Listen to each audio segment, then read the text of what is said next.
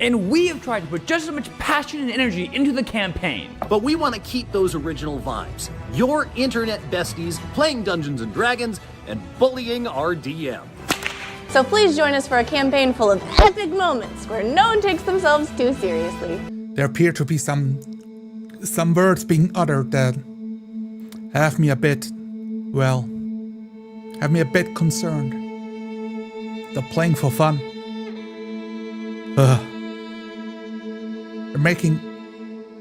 They're making fun of their game master.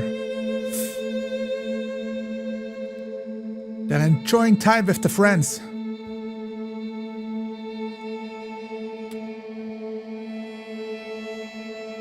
Sure. All of that. All of that sounds like a great time, guys. All of that sounds fantastic. Hey, who doesn't like a house party? Hey, I'm down.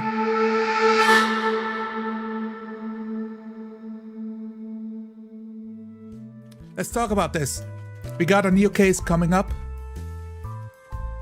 A channel. They're known as Min-Maxed.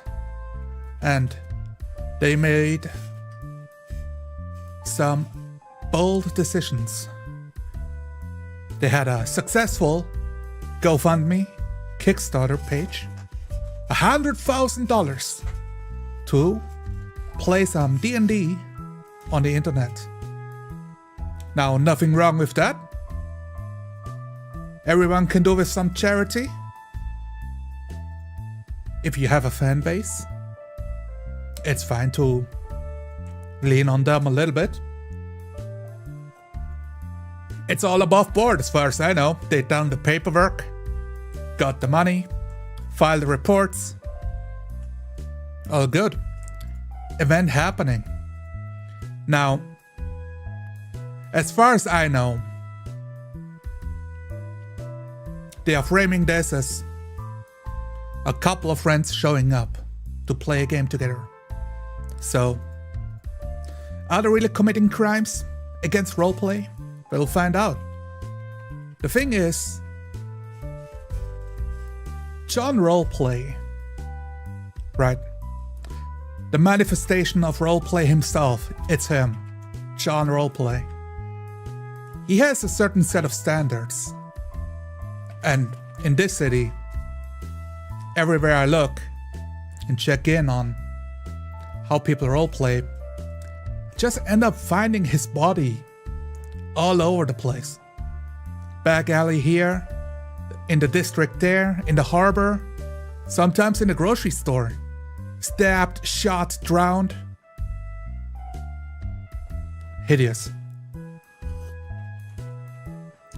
Now I'm just here to make sure that he gets justice. And so, let's swap over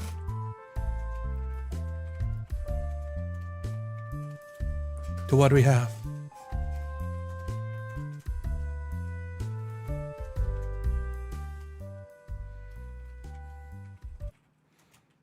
Okay.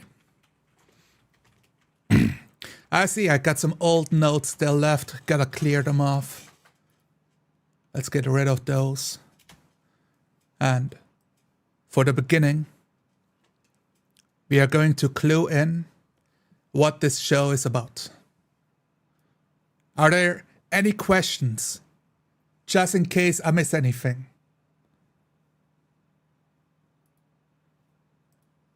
Like, any questions? I'm sure nobody is confused about this whatsoever. Now is your chance to speak up. No? Are you sure about that? Everyone understands what this is about. Fantastic. Let's go into this. I'm gonna start from the beginning at first to help us frame what is happening here. This project started as an excuse for us to play D&D with a bunch of our friends from the internet. And then you blew us away with Oh, I still have it on double speed. Oh. Well, I had to do some research. an overwhelming level of support and love. And we have tried to put just as much passion and energy into the campaign. But we want to keep those original vibes. Your internet besties playing Dungeons & Dragons and bullying our DM. I mean, sure, we are a group of profoundly unserious human beings, but that's the charm, isn't it? So please join us for a campaign full of epic moments where no one takes themselves too seriously. So, with all of that said, welcome to Min-Max Season 1. Let's go meet the players. Now, I am concerned. There appears to be some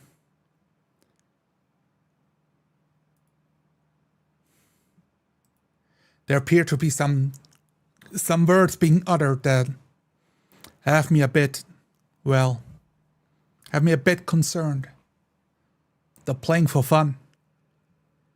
They're making fun of their game master. They're enjoying time with the friends.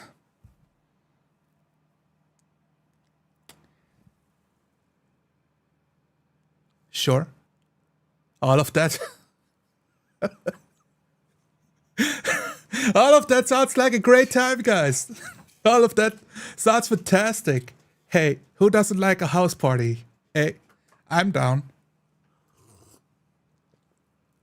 But I'm not here to judge fun. Okay, everyone can have some fun. I just want to know how well they roleplay. And we got a nice introduction over here. They got this beautiful set showing off all the players. They have some costuming on and do their cool moves. And it's well choreographed. Oh well, it's choreographed, some of them. A bit amateurish, but I don't really expect any more than that. I mean, it looks really cool. We got sets, we got costumes. It's well produced, I will say that. Very cool. So I'm gonna skip some of that and we go into what is happening. I only have a couple of bookmarks. At the start, a description of all the players' characters, which we don't really need to know. For the audience at home, the players are playing the characters as themselves. So their persona on the internet, on TikTok and their different channels, they're playing themselves. So the guy that does whimsical music plays a bard in a game. The sellsword guy plays a fighter, and so on. Okay. Can you roleplay when you play yourself in a role-playing game? The answer is yes, it's possible. But I think there is a challenge to separate yourself from your character when you do that. Because you're not the same. You're like projecting yourself onto your character, but you're not the same.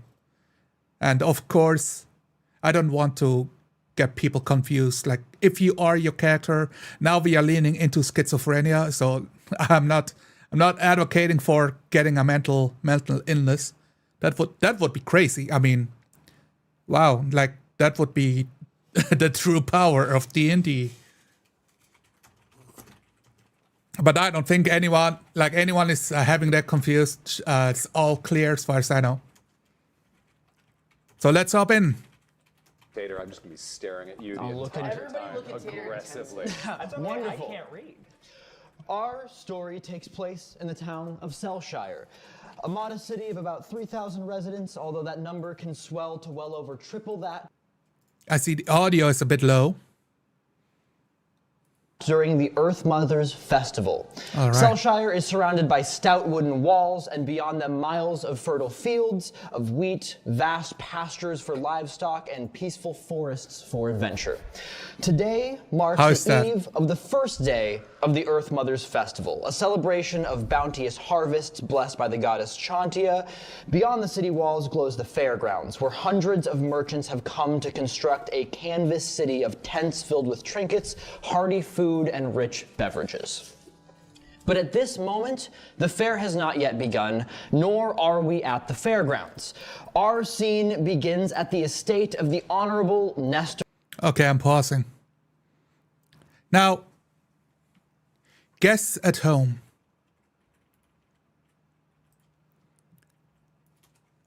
Who of you can guess why I'm pausing? What was said that had me to scratch my chin? I know some of you can guess it. I'm gonna give you a few seconds. It's not the cadence of the DM. The DM is doing a good job. He's fluent. He has the start prepared. But something that he said really caught my attention. Nobody? Let's go back. Let's go back a little bit. At the fairgrounds. Our scene begins. Ah, there we go. So this,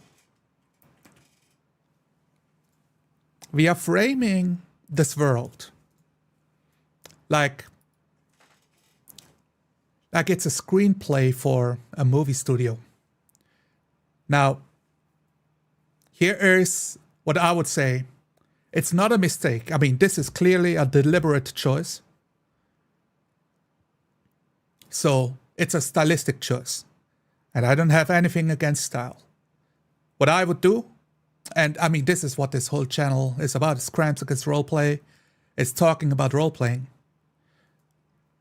I would refrain from making screenplay references during a role-playing game. Why is that?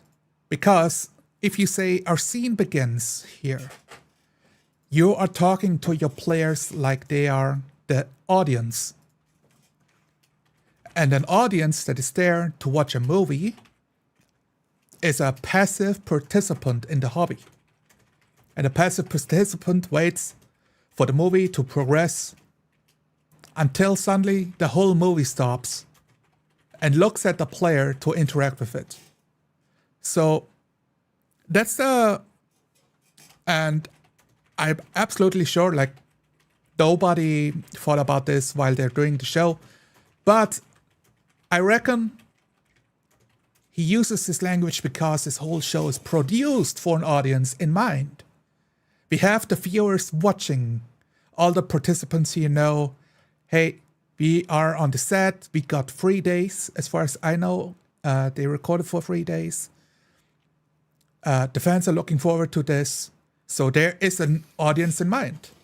But even in that case, I think you can start with describing the scene and getting rid of language like the scene begins here and the camera swoops down from the sky and enters through this cathedral window.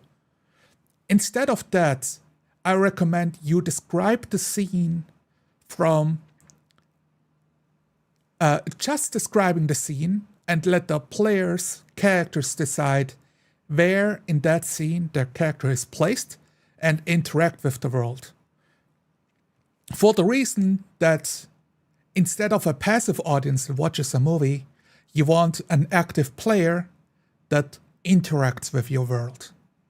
That would be the key difference, and it's a small delay. No, a festival opening. It's okay, it happens. I think it's totally fine to have a festival as an opening. I've never been in a game that's done this, so, you know, I'm down. I'm down for at least one festival. But it's a minor point, let's continue on. At the estate of the Honorable Nestor Albrine, a noble who owns a vast majority of the farms around the city. Despite the lavish festival outside of the city, this year's harvest has left some among the city growing hungry, and with that, rumors of Nestor Albrine hoarding food have grown. These rumors have spurred one brave adventurer to action. Bloom, if a passing commoner were to look up at the ivy-covered walls of Nestor's home just past midnight, what might they see? But detective, many actually recommend the use of camera movement and so on. Well, yeah, they might recommend it. I think it's been quite popular, like in D&D Tube and like role players that have YouTube shows to recommend this style of show. Lots of big channels do it, in fact. And I think they all walk into the exact same problem. You train your players to be passive participants, and the players themselves put themselves into the mindset of an actor instead of the mindset of a player, of a role player. Now, when I'm playing a role-playing game, I'd like to interact, I'd like to play the game in a way like I am there. Like I put on the jacket of the detective and turn and put on the slip, right? Put on the collared shirt, and I put myself in the mindset of the detective. Now, when every time a GM says the scene starts, I'm no longer on the streets, overlooking John Roleplay's body, outlined with what is it called, with chalk. Instead, I'm imagining myself standing next to the camera guy, with the camera pointing at the detective, overlooking John Roleplay, right? It's a perspective shift. I'm not in the mind of the detective. I'm in the mind of the audience, watching the cameraman doing his work. It's popular in Blades in the Dark. Yes. And I do have the problem with Blades in the Dark for that reason.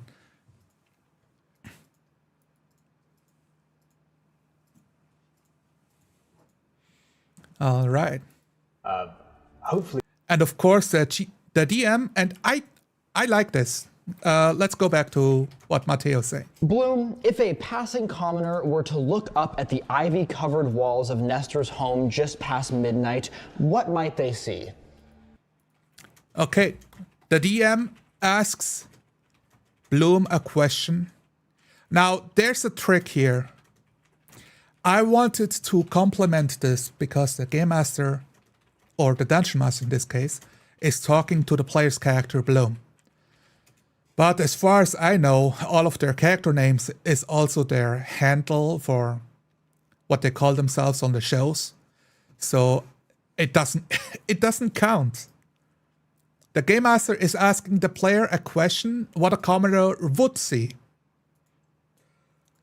Now, try just saying a commoner looks up at Bloom. What does the commoner see? This way, you still phrase it as a question. You're prompting the player. It's still outside the universe, asking the player what the NPC would visualize. But I think they never had any expectations of 4D roleplay, right? They're playing their own style, so that's fine. But I think you can have the same result. The other part, a little trick of words of what could a commoner see, implies this never happens. And I don't like that turn of phrase in role-playing games. I wish that when we sit down and play our characters, that the events we describe all happen for certain. Otherwise, I have to question myself, oh, this thing I did this happen or not? And it gives a bit of uncertainty in the room. If that makes sense. If you guys have any questions about this, do let me know. We got a live chat going on here. Let's see. I see a couple of comments. All right, yeah, they're talking to each other. All good. Let's see. Oh, we got some information by Vandy here. Thank you for joining. For your information, Jax or Shaq is only one that played D&D before. Bloom did some, but less. Every other player is new. They had off-camera session 0. Oh, that's good. That's a great comment. Having a session 0, having some time to sit down to learn D&D, to talk about your characters, and talk about the premise of the campaign. I'm a big fan of that. Was this session 0 publicized? I could check, but with the setup I have right now, I don't want to mess up the scenes. So I think I'm a big fan of session 0s. It allows you to align expectations of what you're going to roleplay, and you can move in the same direction with your different quirky characters. Ah, they did a one-shot. Oh, that's fantastic. That's fantastic. I'm a big fan of using one-shots to get into the feel for the players, feel each other out, how they roleplay, and get a good group going. Of course, this group, they, from what I understand, already decided who's joining, but it still works out to get more into the game and know more of the mechanics. So when they start recording for this big event, episode 1 Party Crashers, for this big season, they can do the audience proud. So good on them. That's a +1 from me. Hopefully nothing, because of my incredible stealth. But if they were very... So Bloom is addressing the game master here. Now, I'm gonna let him finish, and then I will tell you what I think about this. perceptive, they would spot an elf who is wearing loose but comfortable clothing designed to move in. Dogs fully barking and fully out. He has arrows and a bow on his back and a hood on his head, which has holes for his elf ears to poke out through. He is dressed in like earthy and autumnal tones, and they would probably have noticed him because every now and then some autumn leaves just seem to drift out of his clothing. Don't quite know how they got there, but they're there. And he is clinging with one hand wrapped around some ivy. He's got his feet pressed against the wall, and just because he knows somebody's just noticed him right now, he's looking very dramatic. He's standing around the city. But once he realizes they've looked away, he will carry on climbing to make his way towards an entrance point. Wonderful. As you scale this...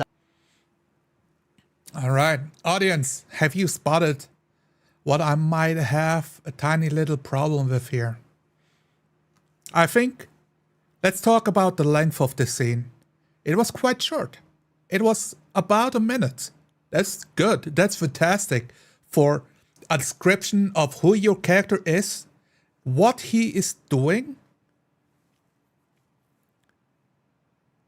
We got where he is, and we got what he is doing. And also he added an element of the commoner is looking, so he pretends to look out dramatically. And when the commoner moves on, he's back to business of scampering upward, if I understood that right. And I think that's a good description. You can do the whole thing in character without addressing the game master. And also, this was all framed as this is a thing a commoner would see instead of just being in present tense. Like, we are not practicing turns. This is the event happening now. It's a time, again, I feel like I have to press this point. It's a small detail. So we got a little notepad underneath me. This is to help me keep track of the big points that I like and that I don't like. And to help visualize for the viewers at home what has been done so far, and also to keep track of it all. I think it makes it a bit easier. Sides of Nestor Albrand's home, you see a vast array of windows. This home is 3 stories tall. It's covered in ivy, but the stone under it is this rich red, like mud tone. You've got lots of windows everywhere. Do you have a preference on entrance? Do you want to scout out and see what is inside of these rooms? Now, we are asking the players questions what he wants to do. The player has already chosen to sit down at your table to play with you. Don't ask the player. Assume the player wants to move in the world and interact with it. has chosen to take time out of his day. He's scheduled for the game. He joined your training session. You can describe the beautiful windows, the ivy, the rocks, the rich rocks. I lost some of the details there. Many windows. And a game master, lots of game masters have learned to ask, what do you want to do? Which prompts the players into action. In the style I prefer to play, we assume the players is going to tell you what he wants to do. He's going to take his turn after you finish describing the immediate surroundings that he comes across. It might be a bit difficult at first. Oh, I know I was a bit nervous the first time I was confronted with this style of role-playing, because I wasn't quite sure what I could do, and not being able to ask the game master questions on, oh, what do I see? Can be a little bit anxiety-inducing.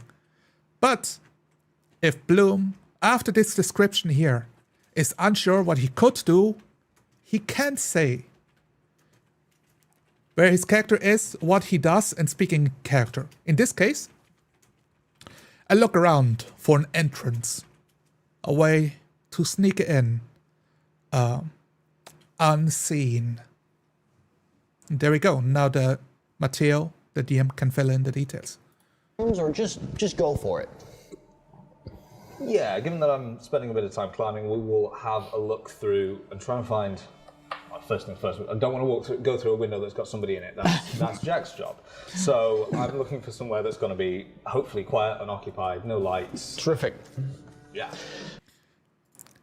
Yeah, a player talking to the game master instead of interacting with the world.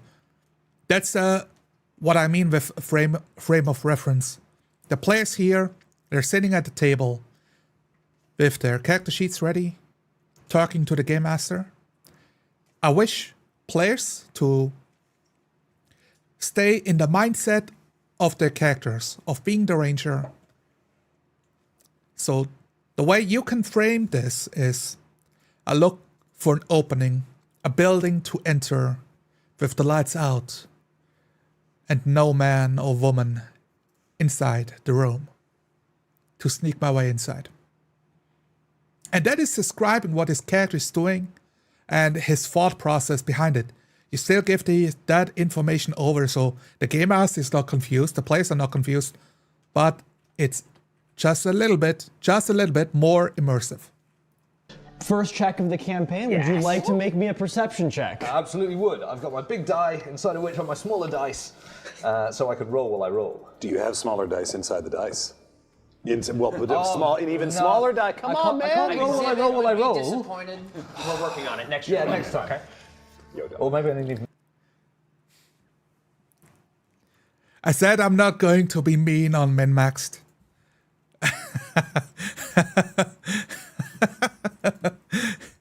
Hey, but we are doing the celebration of the die rolls like it's a ritual. Okay, maybe D&D is a cult. I don't know. Oh, praise the first difficulty check.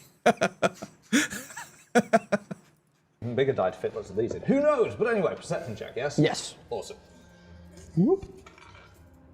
Not bad. That is a good start. That is a 23. Okay. As you ascend the side of this manor and you take a lot of, I mean, yes. So they're new to the hobby. And that's, if you check how to play D&D, those are the kinds of episodes you see on YouTube. That's what you see all the big YouTubers doing, playing D&D. So that's the expectation set. You don't need to do this. The game master can say, okay, the player described he's looking for an entrance. And the game master can say, roll me a perception check. There you go. Now the player picks up his dice. He doesn't comment about this is his first die roll. He doesn't comment on, oh, this is an average roll. Oh, this is not bad. Oh, this is bad. He just rolls. But, hey, I mean, guys, I'm trying to cut these kids some slack here. Is this really violating John Roleplay? I feel like John Roleplay would... He's a bit confused right now. Like, it's like attending a party, nobody talks to you. Because you're all about roleplay, and these guys are enjoying the rolling of the dice and talking about that instead.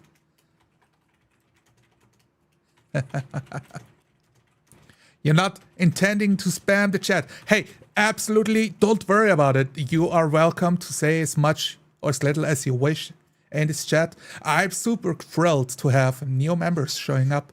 It's been the same 5 people for a while, so, and the last video I've done got a bit more exposure than I was ready for, to be honest. But here we go. But it's really recommended why they are playing the classes and everything around it. It's all coming from a community meme.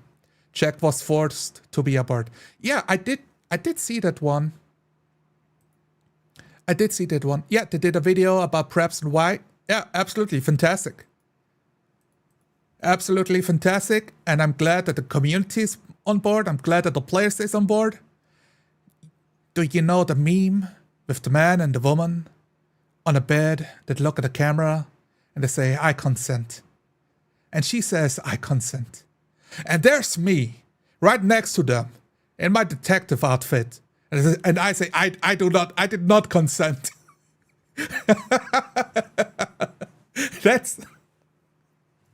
I did not agree to this roleplay.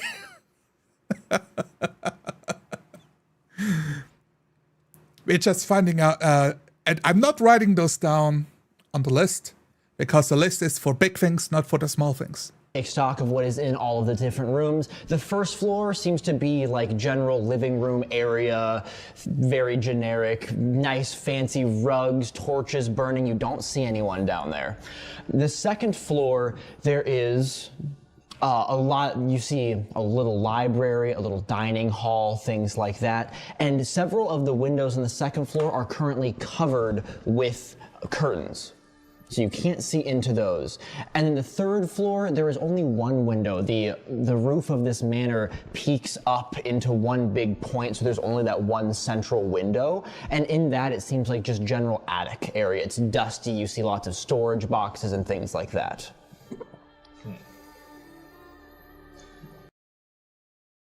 I like this. This was a good use of time. He described a few different options. Different things that the player character has perceived. A small detail. What would the game master have described if the player rolled a natural 1? Was this a moment of, oh, just roll the dice and see what happens? Can he fail looking into this room? Think about this, guys. Is there multiple floors? Yeah, he described multiple floors. He also described an attic. So I've come here, I'm trying to look for... Now I'm going back, man. You're making me question everything. To one big point, so there's only that one central window. And in that, it seems like just... Like he saw into them. Yes, the Game Master has described the building with big windows. And the player is outside... gallivanting, like climbing up on the sides of ivy and stuff to look through the windows and see inside. So he gets a few descriptions. General attic area. It's dusty. You see lots of storage boxes and things like that. Oh yeah, if it's one singular window at the very top of the attic, how does he see the items inside? Now I'm having to reimagine the scene in my head because I thought Bloom was a bit of a distance away. So the important part would be describing, is the ranger on the side of this building at the window, or is he like climbing up a different building to like overlook, to have a bit of a distance to get a better vantage point to see inside.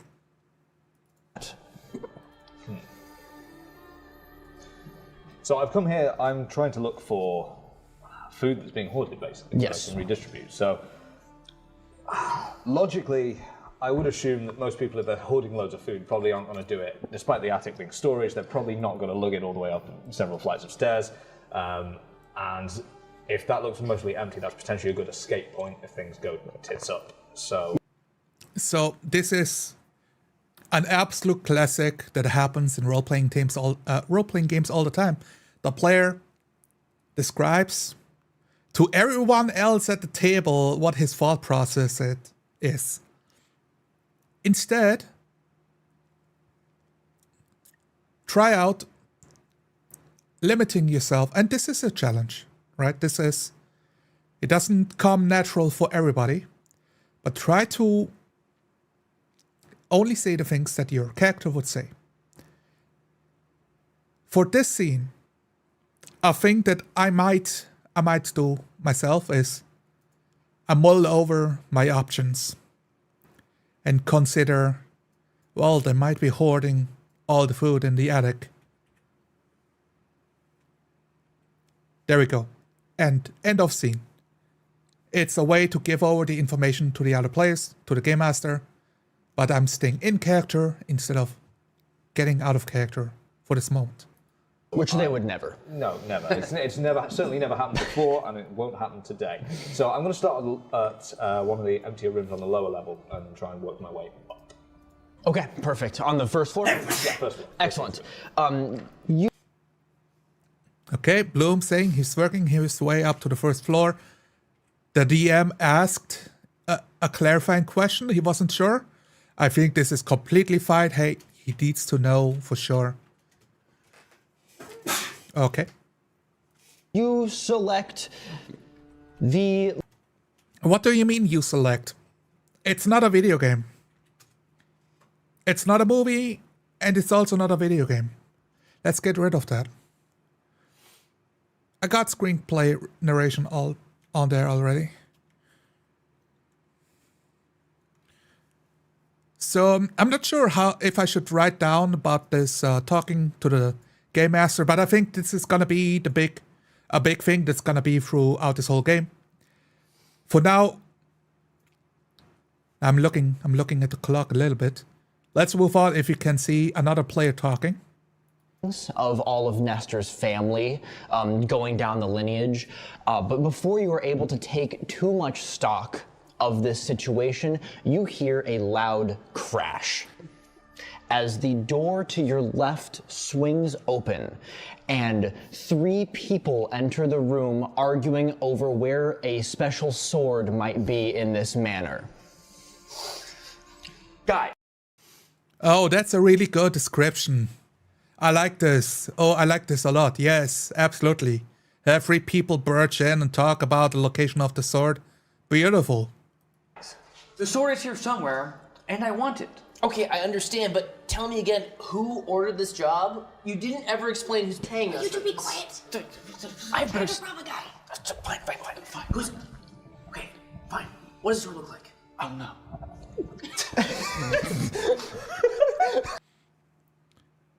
I want to say this is an excellent turn. It's both the game master prompting the entrance of the other players, and as a thing for the start of a show, it's completely reasonable. I think this is completely fine. Basically, the thing that you might consider is the game master should not move the players move their own characters. But it's the start of the game, and it makes for a dynamic entrance for the players, and that's good. I think that's very good. And the way the players are bouncing off each other, both Clark, David, and then Megan interjecting, beautiful. And it's short, and it's quippy, and I think this is a a great tone for a D&D game. Do you know anything of the sort? He said it was cool. Who? A guy. What guy? You brought us all the way here for a cool sword? Yeah. Just cool?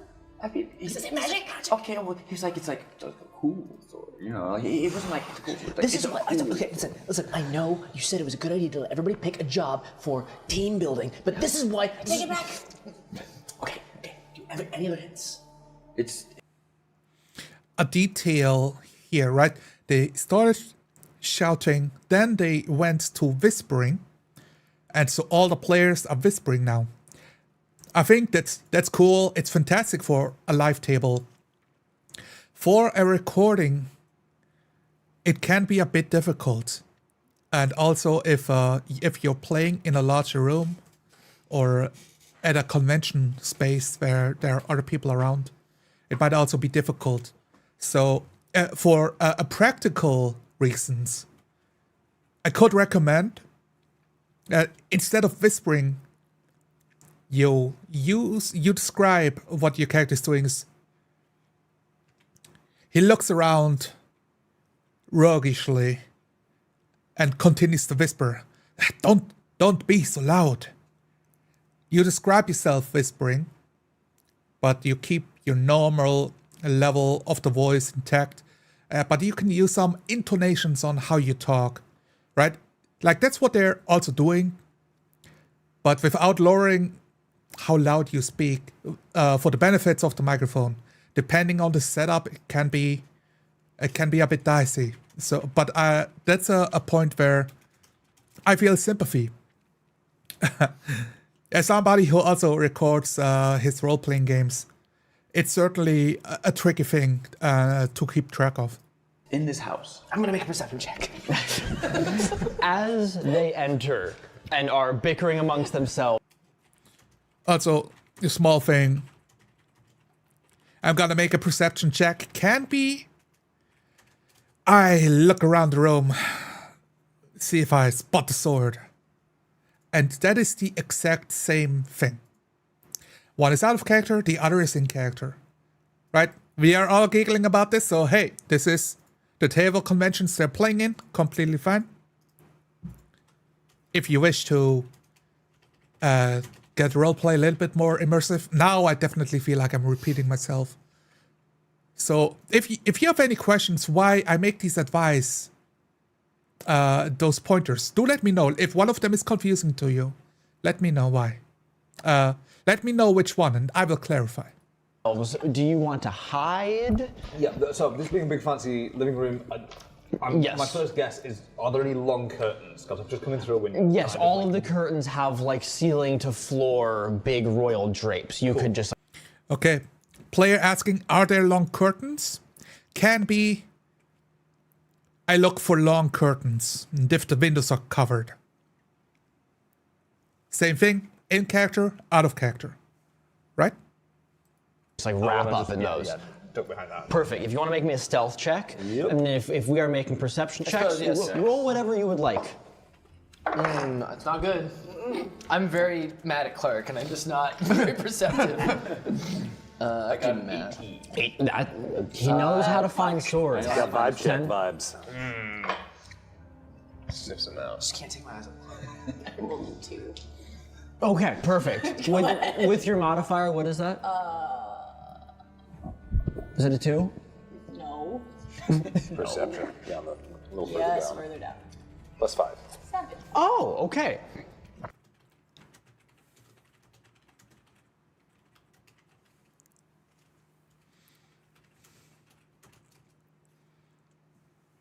They're new players. The new players, they might not... They might not know how to add modifiers to their die roll when asked to.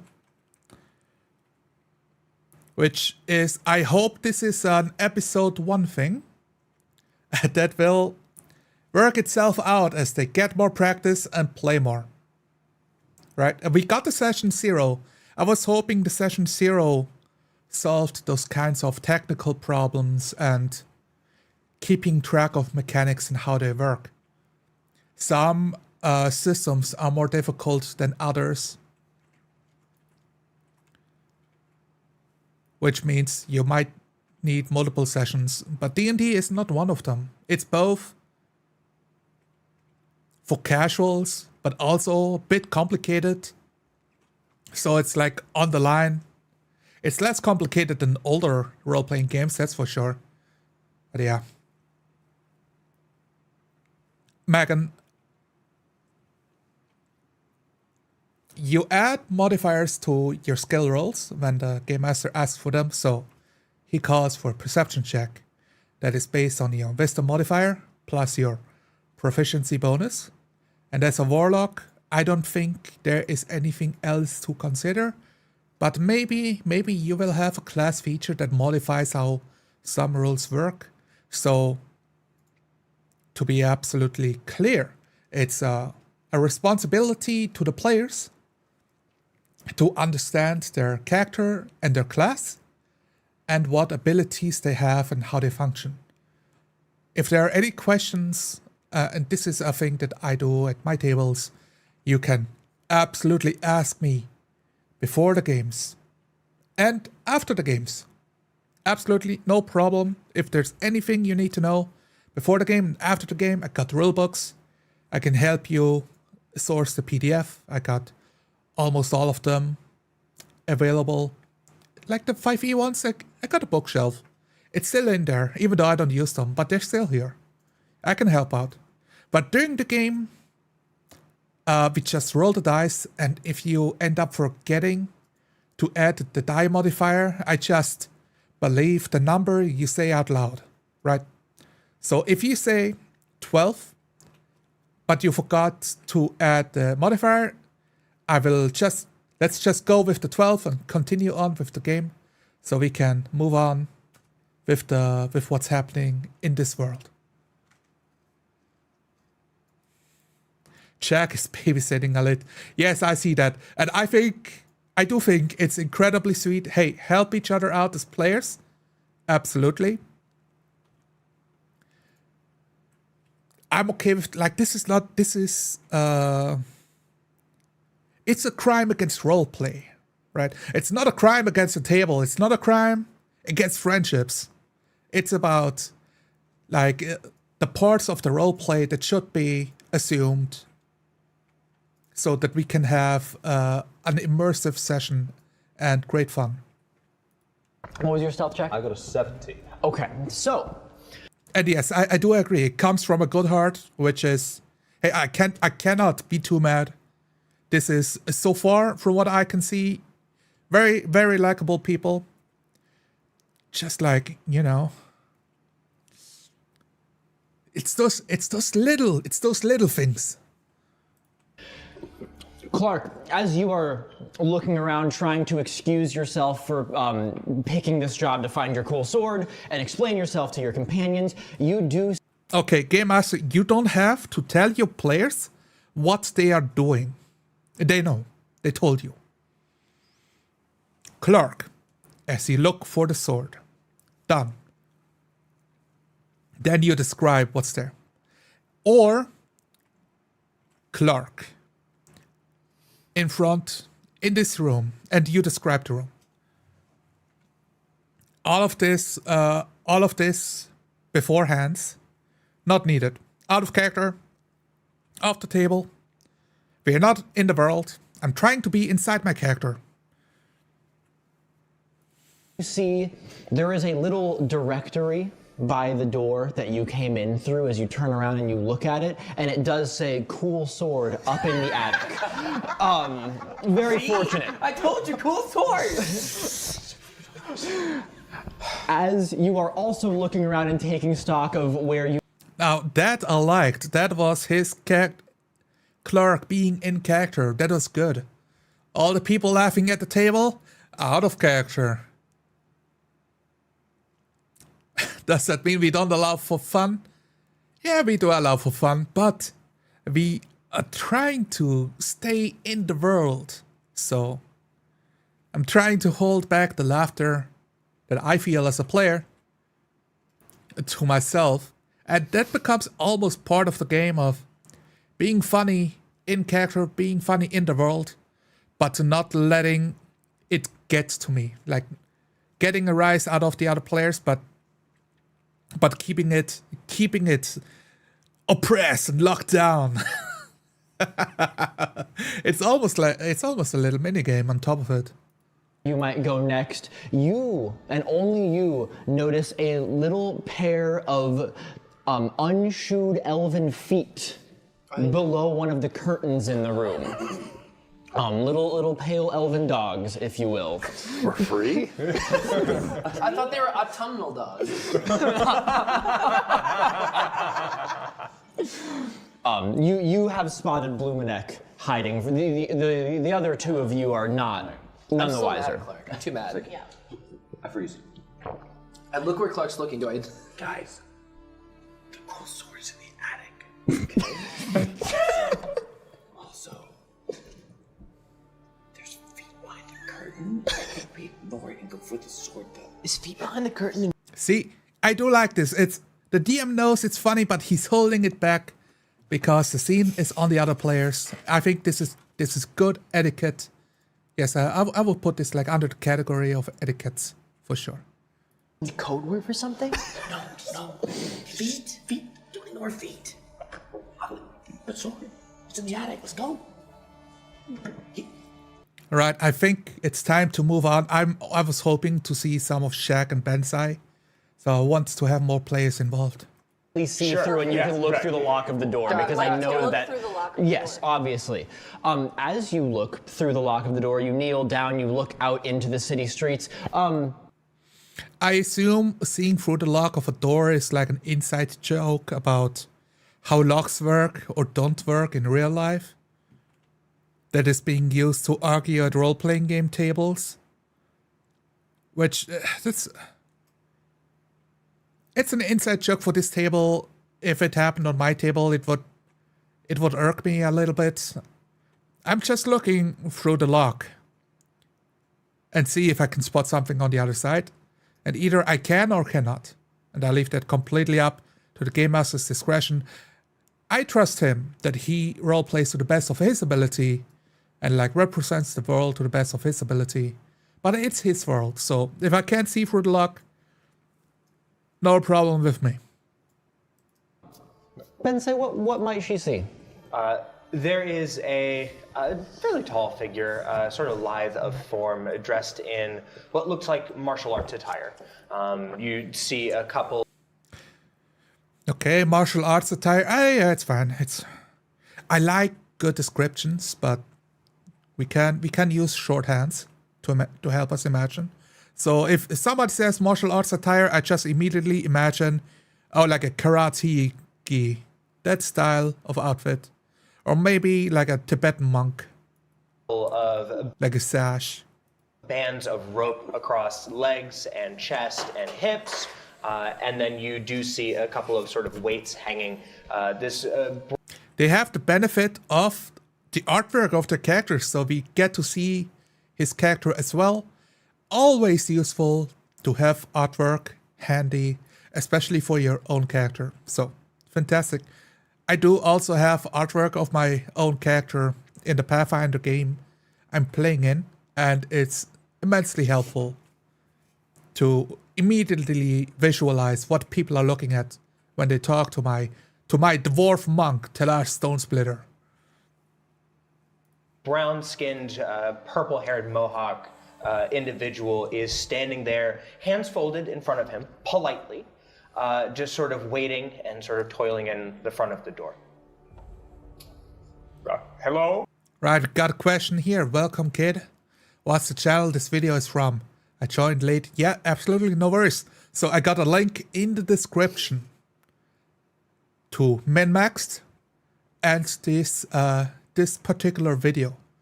So go to the description. If you wish to watch their games yourself, you can check them out there. Also, like I'm giving feedback on how to roleplay as a detective.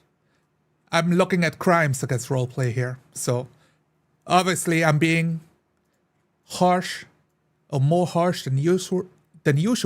And it's because crimes against roleplay are being committed, so it's okay. But for you at home, you guys can certainly watch these videos and have fun. No worries. Looks nice. Also, this was a good description of a character. I liked it. And now, he is doing his actions by knocking. Fantastic. Absolutely fantastic. Open it? We're here to get a sword, not to host a gathering in a house that's not ours. This is so rude. It's so late. I shouldn't be doing this. What feels bad about being here? Open the door. We're all gonna die. Maybe I should come back later. Come in.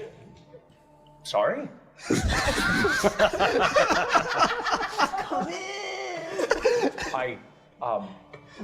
All right. And I'm gonna reach down and grab the door and attempt to open the door. Yes, it is unlocked. Oh, spectacular. We're just. I'm exasperated. Hi. How's it going?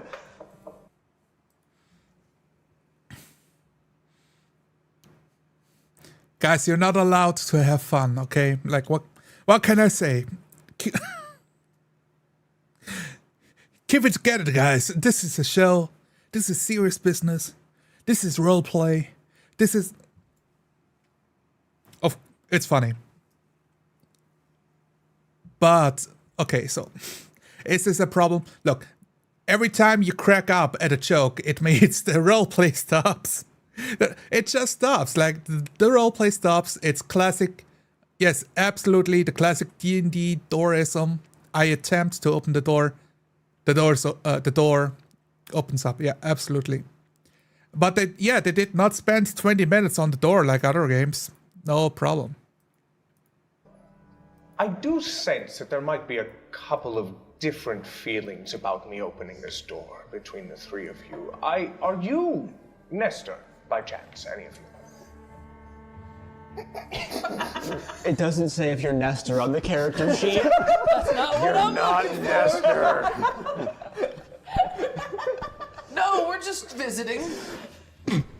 I see. There you go. That's an in-character answer. He brought it back. Everyone is giggling. The game master is responding to what players are doing instead of what characters are doing. But Clark brought it back. He brought it back into the world. Good on him. Honestly, good on him. Well, I came here to talk to Nestor. There seem to be some people that are a little concerned about food, and I know it's late, but things of this nature should be brought up to the attention of those who deserve to hear it immediately. Are you all in contact with him? We're just breezing through town, just really here to pick something up that we left. Oh, you know, just so you're kind friends with him? I wouldn't say friends. Of a sort.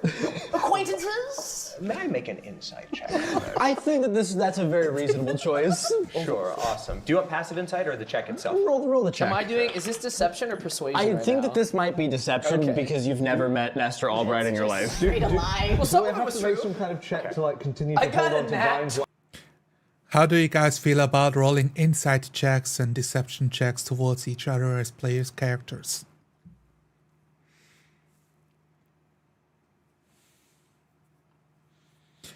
I think it's totally fine if you just roleplay with it. So don't worry about it too much. But it's something you can talk about it in the session 0 or before the game starts.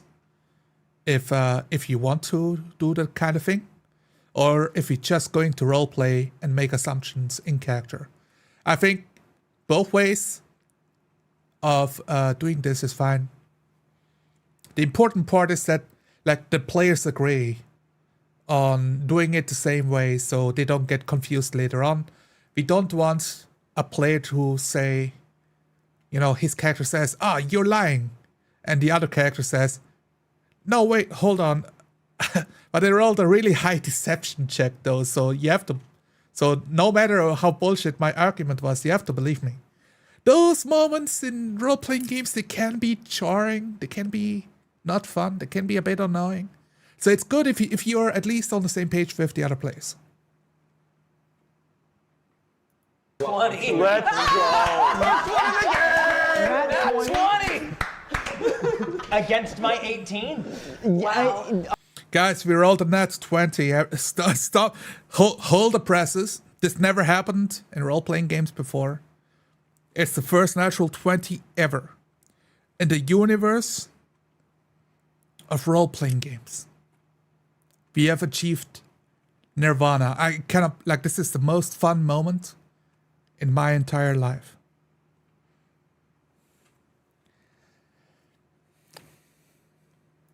You are fairly certain that the swashbuckler in front of you probably went to high school with Nestor. Very, very intimately familiar. Oh, that's wonderful, spectacular, and you're just here in town to say hey? You know, we were just breezing through, and we had to pick up something we loaned him, and, you know, we just thought, we were just kind of an in-out kind of situation. Sure, of course. Well, if you don't mind, I would like to talk to him and speak with him. Have at it. We're going to grab our stuff. High school, yeah. So, Etera, I do believe that the DM was reinterpreting for David about his die roll instead of letting David describe his deception or allow Bensai to interpret this like failure or well the other players rolling a natural 20. I think it's more interesting if the players are rolling against each other, let the players hash it out and interpret the scene. And you as a game master can lean back and enjoy the show. Stuff, and we're gonna go. You're welcome to. I'm sure. I'm sure he'll be down soon if you want to make yourself at home. That would be wonderful. That's Thank great. You. I'm a little parched. If there's any tea. Of You know, some sort. I'm not familiar with the layout, but I'm sure. Do I know? Like, is there a kitchen around abouts? You have not seen Can one I yet see in if your... there's a kitchen around abouts? Kind of like. Yeah, absolutely. Do I have to roll for that, or is it Yeah, make me a perception. Just general. 16 plus 3, so. Yeah, on that sign by the door that says cool swords, probably an attic, there's also kitchen, probably second floor. I'm guessing second floor. There are signs inside this room. Okay, I will lean on you, Vandir. Thank you for showing up. Can you confirm this is a joke, right? Like everyone knows this is a joke. But the game master is describing them as actual signs inside this place. The kitchen, help yourself. He's a very generous guy. Are you certain? Oh yeah, absolutely. I seem to have known better than anyone. All right. Well, thank you. I appreciate this. Okay. We're just gonna go take care of our business. Sure. Might I join you on the way up to the second floor? Yeah, walk and talk. We can walk and talk. Spectacular. Wonderful. Yeah. Okay. What are your names, by the way? And I'm Clark. And I'm Clark.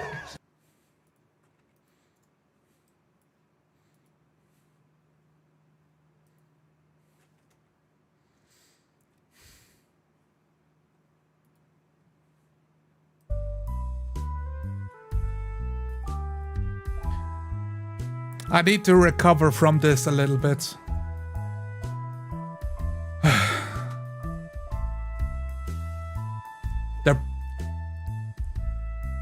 I was expecting roleplay, but it's it's a circus. It's all very funny. So, and I knew that. I expected it.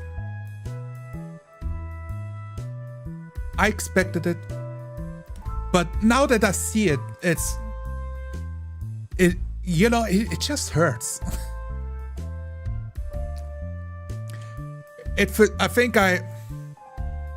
Okay.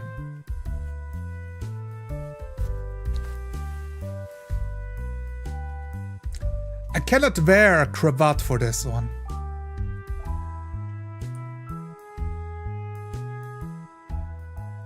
I have to go uncolored. Go on. Go down. There we go. Now I think I'm in the right mindset. Let's go back in.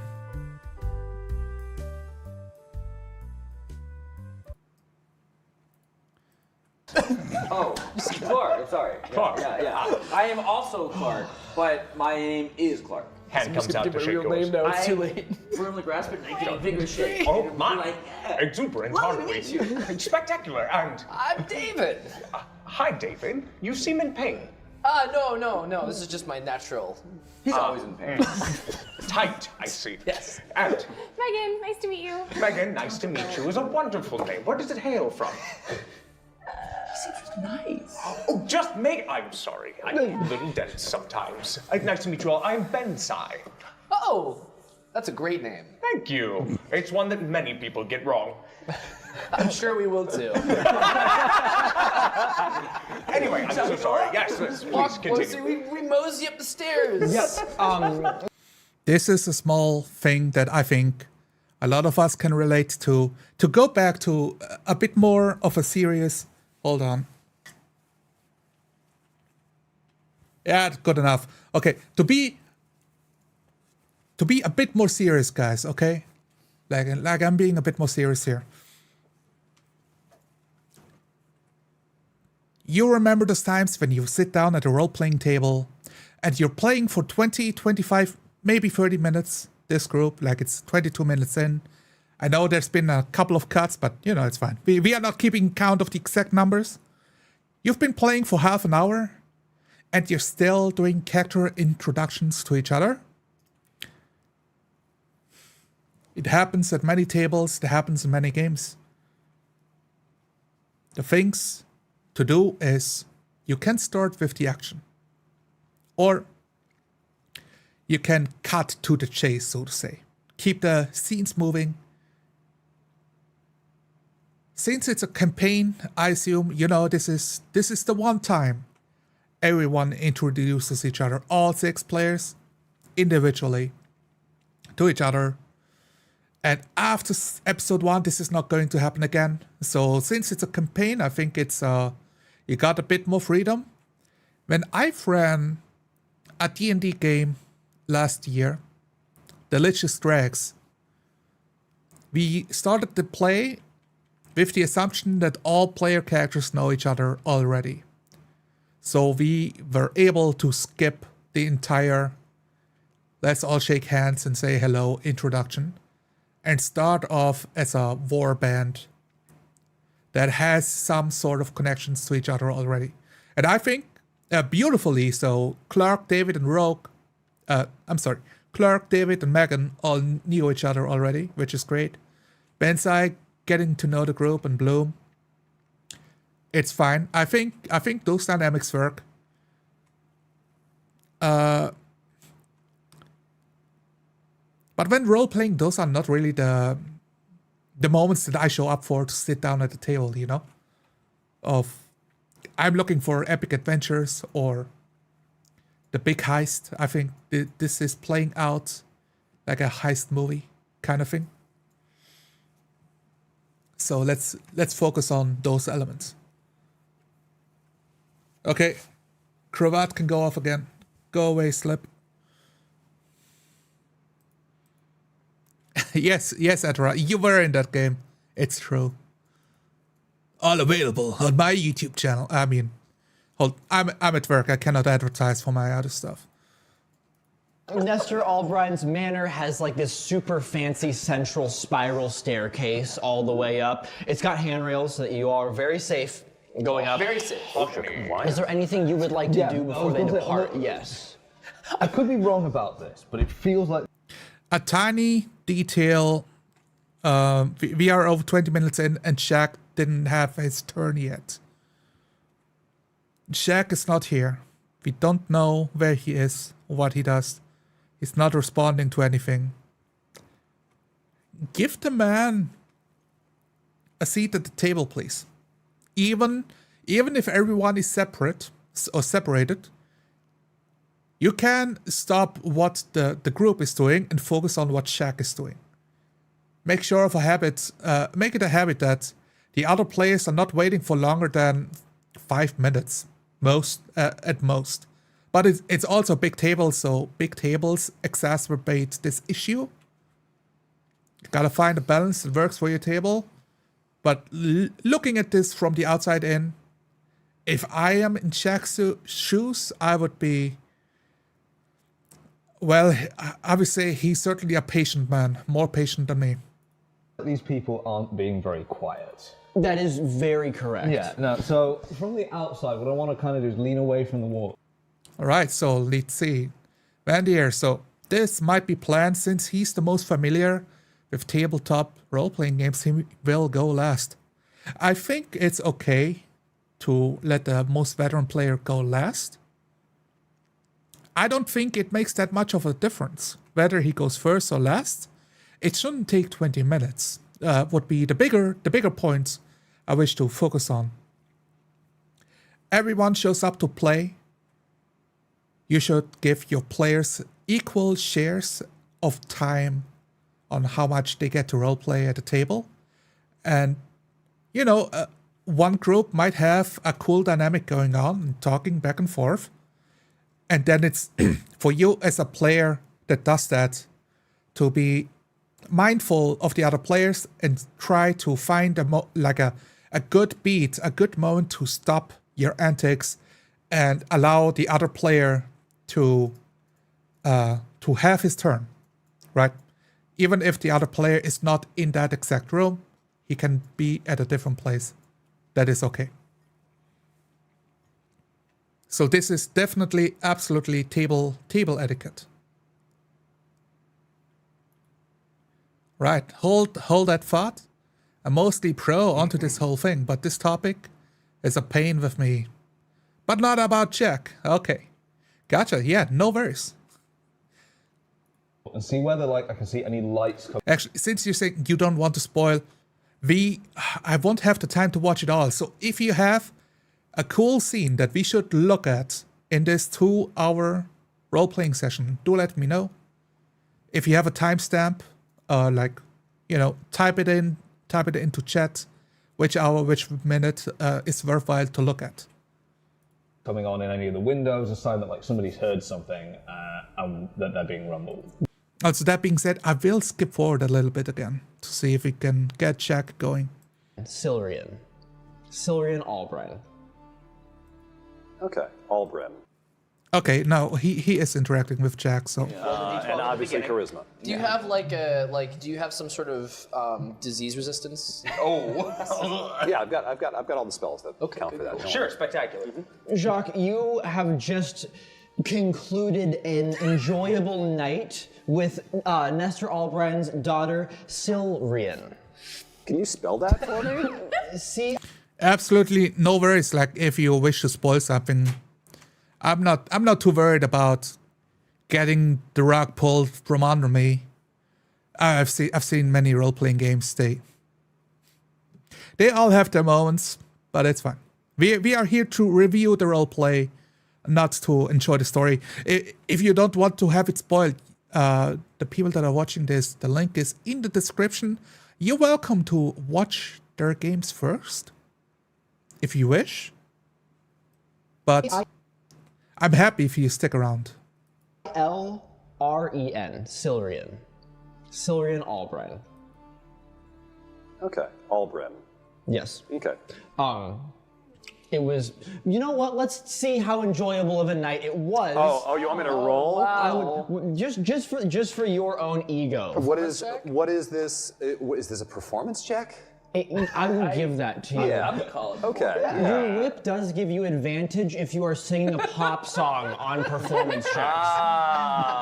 Let's see. What song am I singing while I do this? Let's think. Making a roll whether he enjoyed himself. I think that's a bit unnecessary. Now, why would I say that? Because it's to the player's interpretation whether or not his character had fun. Instead, I would frame it as make a roll if the other people enjoyed your presence there, and just let the player decide, let the player interpret if he had fun, whether or not his audience enjoyed him or not. In character singing also during. Albrin's girl, she is getting unfurled. Albrin's girl, She's getting unfurled. All right, what do we got? Oh, double 9s, Okay. plus 8. Of course. For a 17. That's very tasteful. Yeah. A tasteful 17. A tasteful 17. So, Bloom, as you press your window to the ear, at this point, I assume... This song? Yes, the act has been done, and you are just sort of singing this to yourself as like a little self-affirmation thing. Yeah, like a little straightening up at the window. Exactly, yes. Straightening up at the window. What's your passive perception? Passive perception is 13. Okay, you maybe don't hear the eye roll outside. Straightening up at the window. Like looking in the reflection. Bloom also did a funny Terra. A passive perception check make a perception check on eye roll. Of the window? Like you would move the curtains to see yourself in the glass? Probably.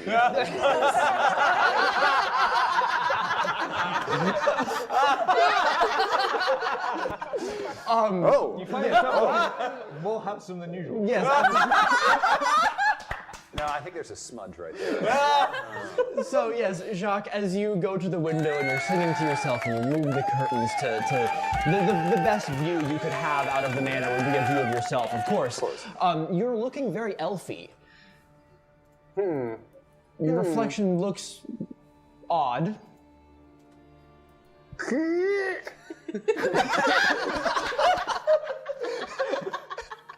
Can I make a performance check to try and mirror his movement?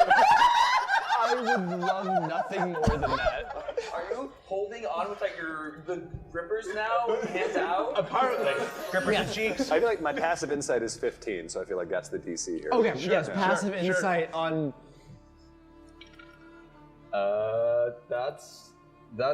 It's 8 on the die, but I have a +9 to performance. Oh God. What the hell? We really did all min-max. All right. So at least for the time being, you are mirroring Jacques' movements, and you are wondering when your ears got so pointy. Oh, man. Yeah, it's very strange. All right. Oh, cool. All right, I'll open it. Huh, I still have a reflection. That's weird. And at that point, I'm thinking that despite your good roll, when the window is open, it is odd that there is still a reflection, and you are probably becoming aware that you are being watched. Yeah, I was just going to turn around and be like, huh, so yeah, no, that's really strange. Yeah. All right, well, this is not the first time it's happened.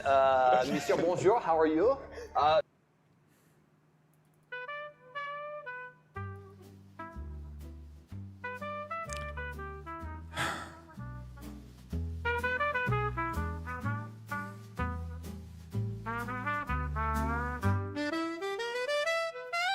Who got a smoke here, guys?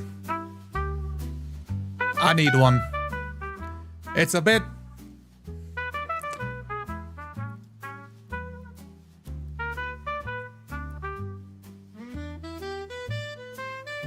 This is everything the fans wanted. The laughs, the quips, the players interacting with each other, playing off of each other's jokes. This is exactly what D&D was designed for. E-celebrities having a good time, and the players gets to sit on his table and imagine they are in this show, right? They can imagine themselves right outside the frame, like over there, like me. Like I'm in the show right now. I can laugh with their jokes. I can have my drinks when they drink, and I can also be like, oh yes, that natural 20, that sure was funny. It was incredible. I can't believe that you did it. And I'm not saying that's wrong, but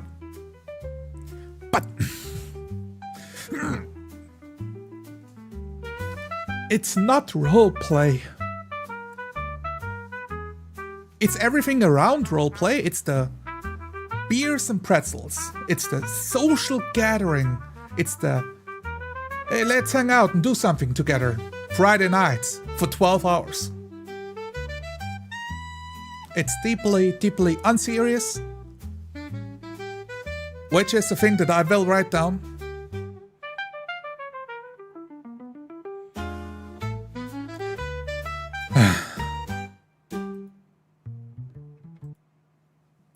go back in.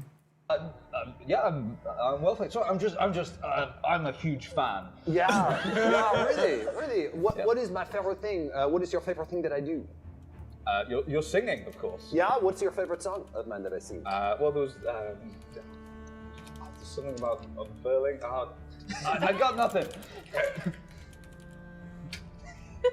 Is Sylrian still in this room also? Yes. Yeah. She is, for the time being, like taking a little post-nap, Okay. if you will. Yes. All right. So she is out of the scene for the She moment. fell asleep first? That's Yes. not usually how this goes. All right, okay, cool. That's not the stereotype.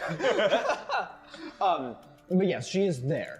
Okay. But has not noticed the goings-on. Well, I guess here's the question. Am I supposed to be here for anyone beside? Like, am I allowed to be here According beside? to her, yes.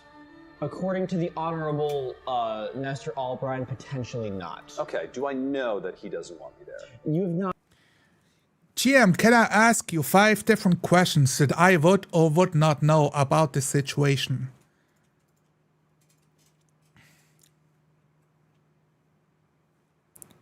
Massive problems. I think back, if I'm even allowed here. I look down into my pocket and pull out the letter of invitation by the king. Or phrases like those can help you signal to the game master that you would like to have more information without asking the game master. Now, this is all still pretty much at the start of the game. The game master should have told Shaq already. Like, Shaq should know. As his character should know, at least. But he doesn't, so he needs to ask all of these leading questions to the game master so he can roleplay his character.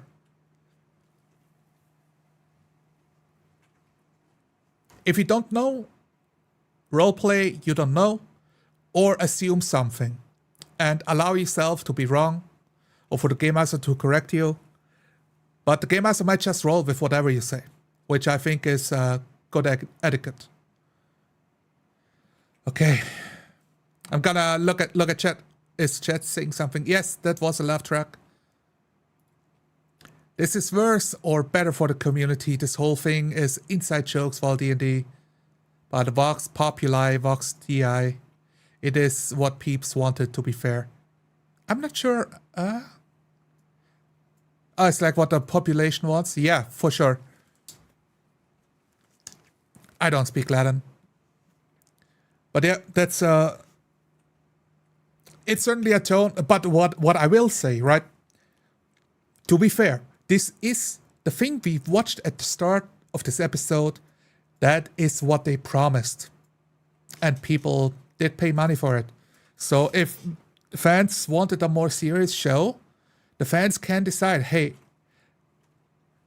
they can say, I would really appreciate a more serious role-playing session where the players stay in character and have it be more like an audiobook experience, you know?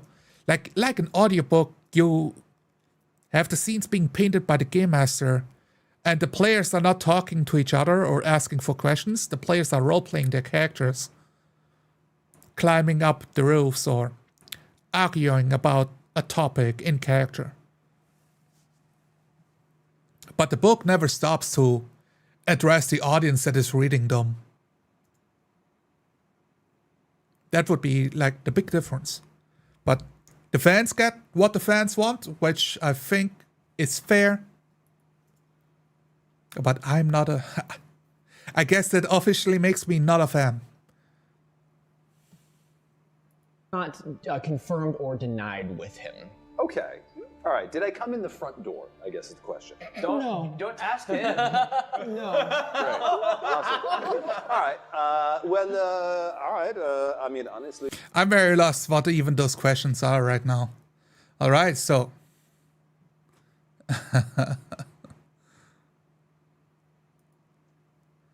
Didn't realize this was a live play. Yeah. No worries. Absolutely. Welcome in. Nice to have you here. No disrespect. I came here mostly to defend them, but in respectful manner. But that point about Megan, it's my pain. She's a lovely person, and we will mostly not see her. Okay, well, I don't know why you would think that we will not see her. She is clearly at the table right now. But that is, it is certainly a thing. So, two things. The Game Master accepted to run a table not for 5 people, not for 4 people, but 6. 6, it's a lot of players for anyone.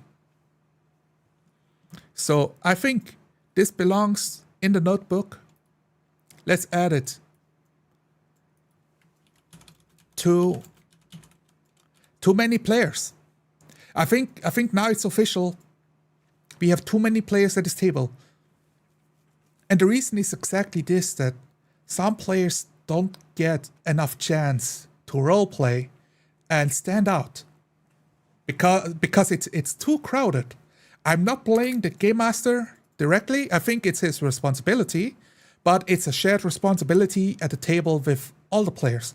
Now, since everyone runs their own YouTube channel, their own TikTok channel, short form content, I assume, this is an assumption, I don't watch their content, so take it with a grain of salt. But as somebody who also makes some videos,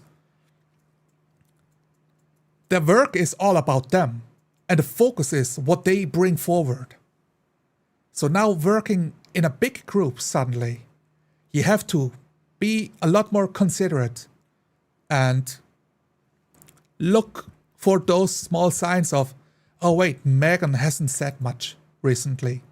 And you could do stuff like ask the character of Megan, right? Ask Megan a question, and the warlock over there can respond to it.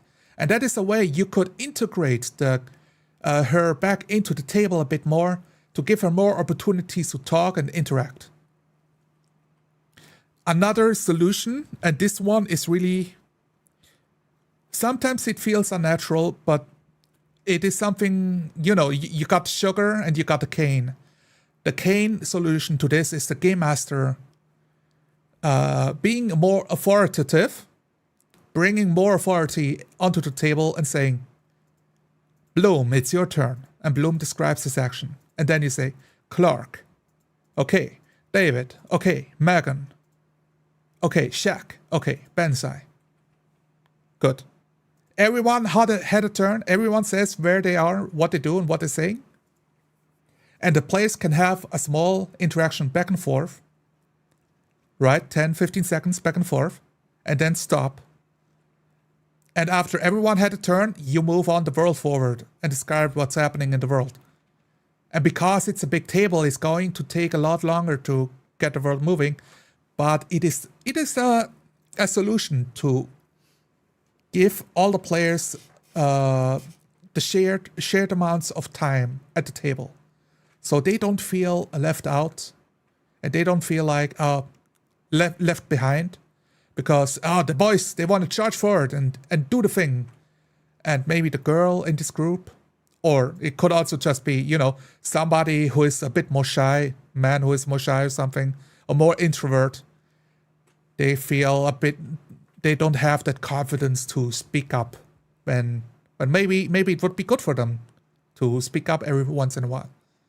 But hey, we are all humans, we all behave differently, so it takes the group to take each other into consideration. And I'm pretty sure the longer they roleplay, this is the first episode, at the end of those 3 days, especially once day 2 starts and they slept and came back to the table, that's when I assume they would have had a chance to fix those inadequacies, let's say, and improve at the table cadence and allowing more shared screen time for all the player characters.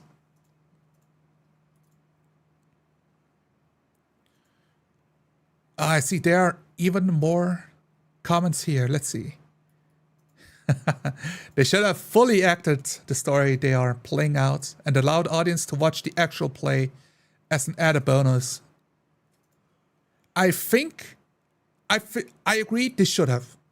But I will say that is not what they have promised.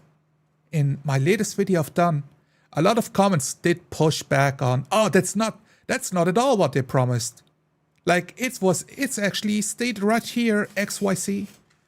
And I agree with that, but I never said that's what they promised. I also said they should do it. They're competent, they're young, they're athletic, they got the camera gear and set up, they already did the flights to all move together. Now, it might be difficult. It definitely takes a lot more time as a director to make those scenes. You're basically making a short movie at that point. That's a lot of time and effort. I think it's worth it for the novelty alone. Even if it's a bit more on the amateur side, but they got the following. So, and it's a good way to test yourself. I think it makes sense. It's smart. It wasn't promised, so this is advice that I would give to anyone, really. Whether or not they promised it. I think it would have been a good move. And the other thing I know about the winter storm, guys. The very rare winter storm in Texas. Yeah, Texans are not used to snow. There's snow all the time where I'm from. How do you think Canadians get anything done? Oh yeah, they're screwed. They're just not going to work for half the year. There are things you can do to mitigate those circumstances, but a winter storm in Texas, like Texas itself, is not really prepared as a what do you say? Like, as a region, not really prepared for when snow is happening. I understand, like from my understanding, lots of things slow down or break down and nothing can get done. Also, it's cold. But yeah, hey, in some places in the world, it's cold. It certainly makes it more difficult to organize, like, recording live actions for everything.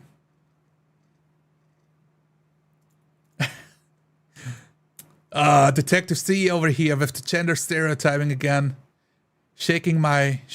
What are you shaking there? Oh, your head. Yeah, no worries.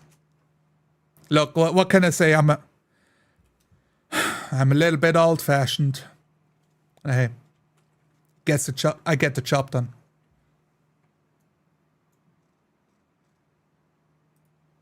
As a Polish man, yeah, if the snow is not 20 meters, we will manage, but that's us. I agree, absolutely.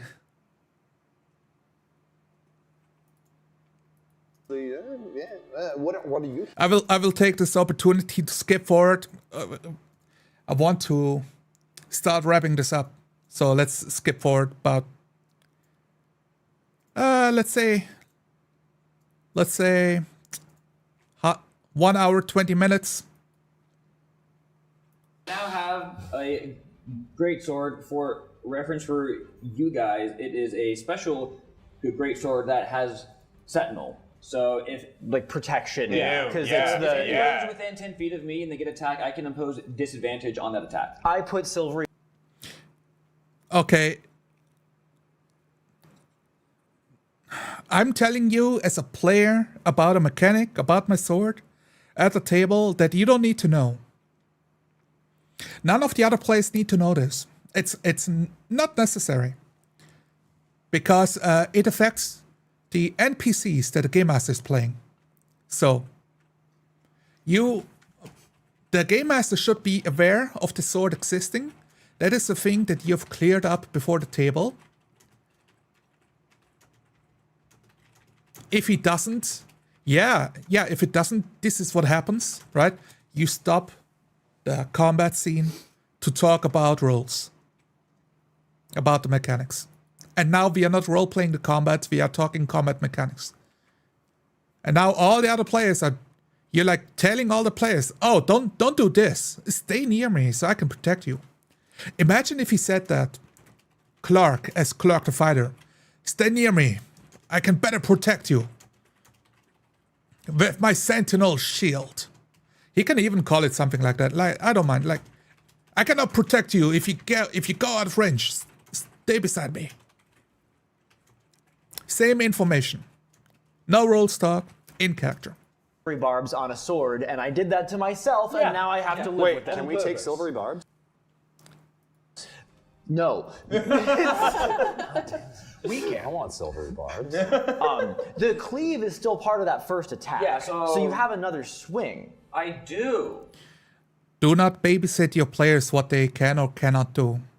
If the player does one attack but skips the second attack, move on. This is, at this point, it's babysitting. You've had the session 0, and the players had time to learn the system. And also, nobody forced you to play higher level characters. They must be at least level 5 to have 2 attacks as a fighter. Nobody forced you to play higher level characters. You could start at level 1 because they are completely new beginners, or at level 3 if you want to have a bit more flexibility with what tools they have available to themselves. If you start at level 5 or 6, I'm not sure which ones they are doing right now. If they are skipping an attack, it's their responsibility. Don't babysit your players.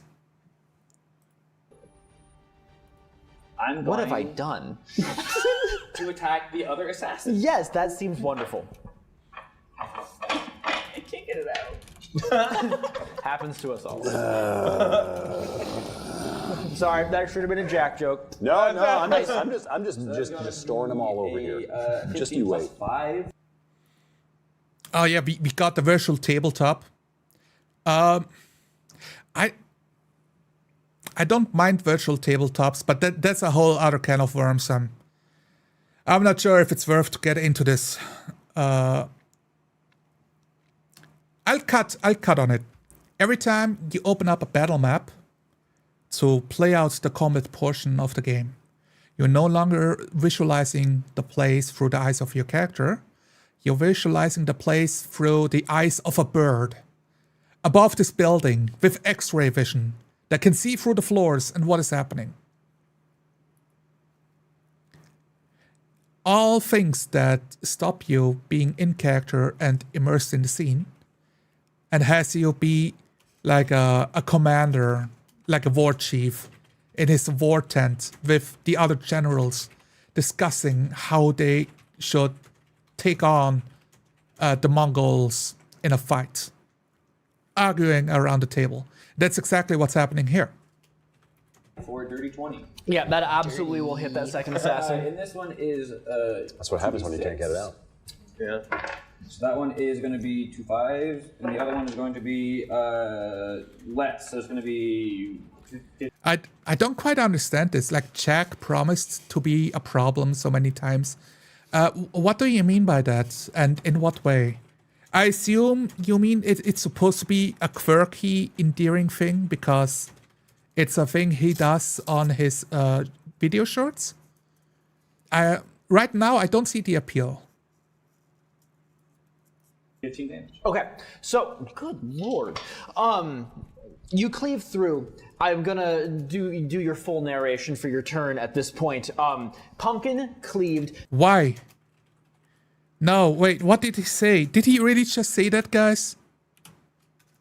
So good lord, you cleave through. I'm gonna. No, don't do it. Do your full narration for your turn at He's doing the full narration? this point.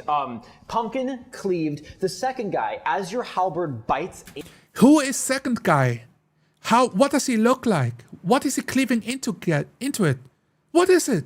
Into him, you feel the resistance of steel on flesh, and yes, he knows what he feels. He's holding the weapon. And then it just dissipates as this guy Obi-Wan Kenobi's into a pile of robes. Can I say that? Will we lose monetization? Will Disney sue me?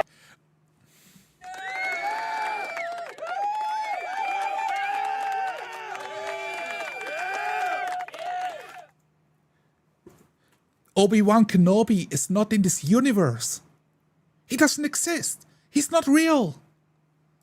I didn't know I could do that. The singing will be way more. As his body vanishes and the ropes fall onto your axe, there you go.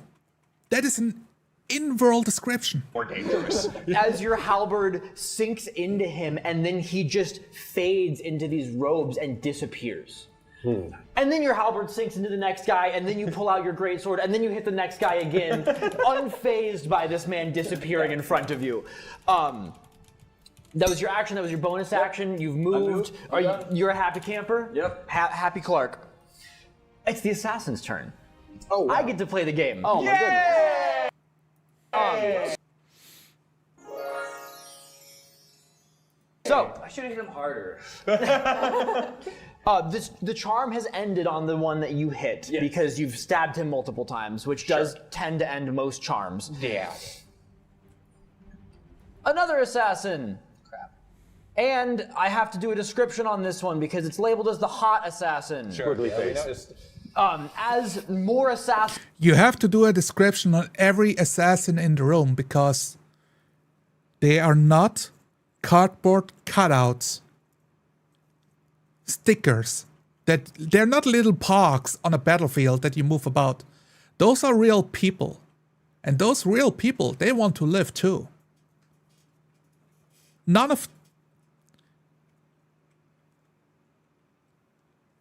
We are 2 hours in, so I've let go of the slip. John Roleplay died a long time ago. This was not the party John Roleplay expected. Assassins pour out into the room that you guys are in. You see another one of these ranged ones. It seems like the double crossbow is like a preferred loadout of these guys. But behind him is not the great sword assassin because they're still fleeing in terror. But it is a drow wearing the similar leather armor, but no face mask. Hood is down, long white hair almost to waist height. She has, because it made me giggle, How do they know this character is a drow? Describe the white hair. Describe the elfish physique, the slender body. And describe the dark skin, like onyx dark or, stone-skinned elf with red eyes hidden behind a face mask and long flowing white hair. Has platform, like the goth platform boots, basically. Wearing large platform boots. Guys, I understand if you are role-playing more like... it's a comedy show. This is a circus fest. It's all for style, it's for comedy, it's for... It's for laugh tracks, it's for the sound effects. But I cannot take this goth drow seriously. I know a drow would wear those kind of things, but then you have to describe it in a serious manner so I can think of this drow as a menace, as a threat. It's an assassin. But the only thing we are focusing on is Awooga, a hot assassin?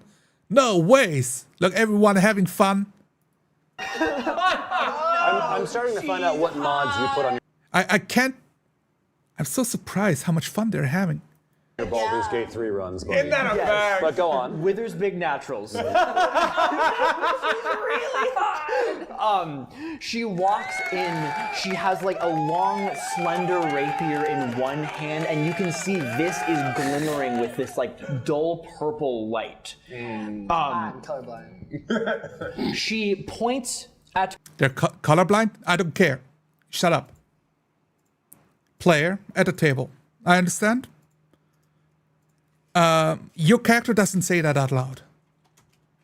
And if he does, he's the first one getting assassinated by my hot drow assassin right now. You just made yourself a target.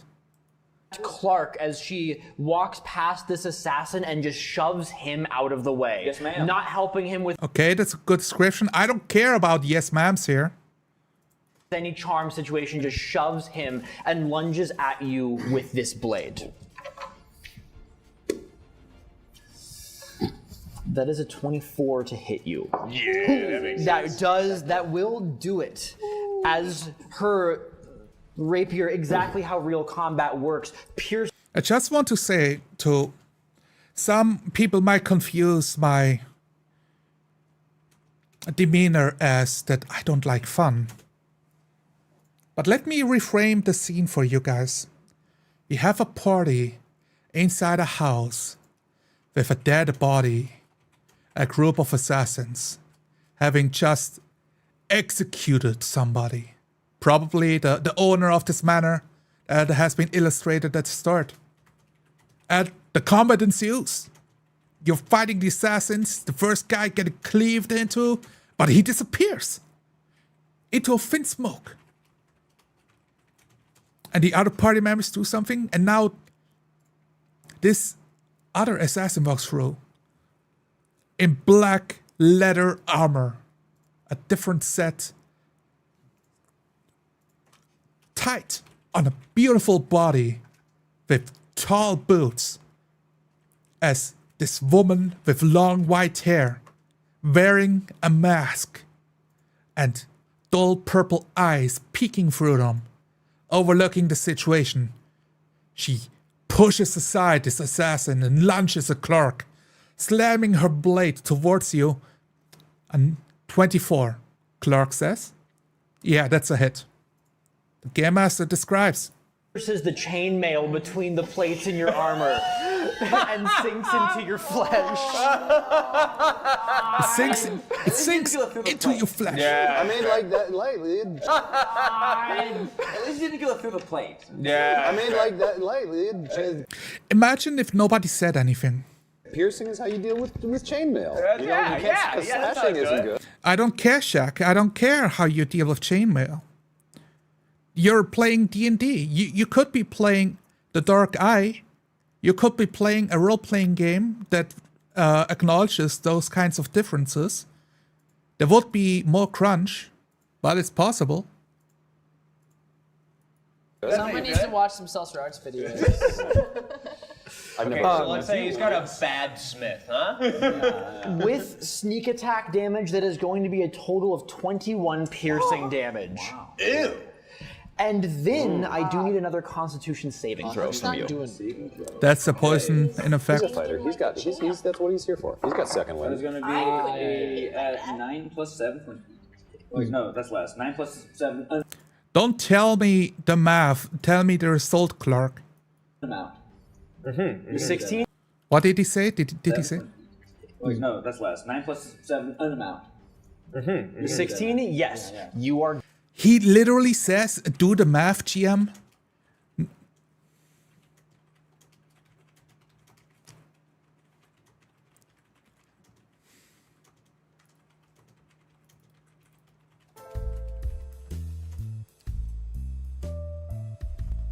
Okay, guys.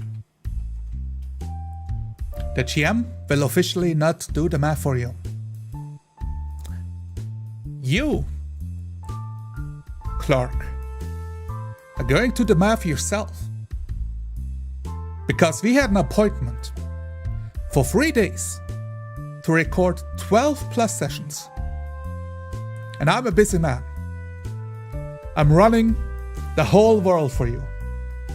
I've described assassins murderously assassinating this nobleman, this man in his house. You stumbled across it. You're having a fight for life and death. This beautiful, goth, drow woman just jaw-dropping, with long flowing hair and a wooden face mask in leather, is accosting you for your life. You fear the blade pierce past your chainmail, into the rings, breaking them open.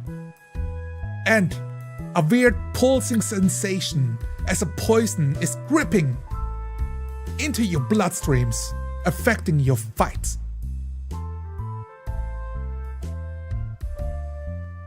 And you're laughing about it. It's a joke, it's comedy, it's funny. It's like, you sir, you're not in the world, right? You are sitting on the couch with the other 5 players, looking at the TV and pointing your finger like, oh, that must have sucked for him. Yeah, it would have. If you roleplayed that.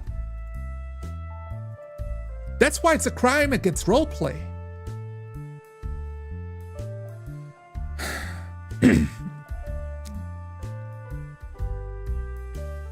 Do you understand, my dear gentlemen and ladies in chat, what I mean about this? That's why I'm doing this job.